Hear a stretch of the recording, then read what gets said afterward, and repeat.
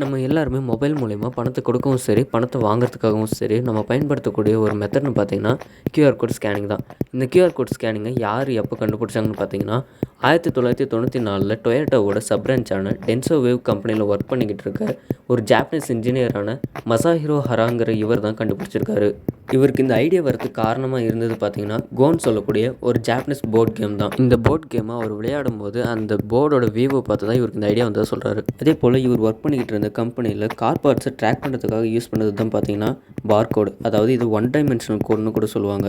இந்த கோடு பார்த்தீங்கன்னா பார்கோடில் இருக்கிற மாதிரி வெறும் வெர்டிகல் கோடும் ஸ்பேஸ் மட்டும் இல்லாமல் வெர்டிகல் அண்ட் ஹரிசாண்டல் ஸ்கொயர்ஸாக ஃபார்ம் ஆகிருக்கும். இது வந்து பிளாக் அண்ட் ஒயிட்டில் பார்த்தீங்கன்னா பிரிண்ட் ஆகிருக்கும். இதை 2 டைமென்ஷனல் கோடுன்னு சொல்லுவாங்க. இந்த கியூஆர் கோட் பார்த்தீங்கன்னா நம்மளால் 360 டிகிரியில் எந்த ஆங்கிளில் வச்சு வேணாலும் ஸ்கேன் பண்ணிக்க முடியும்.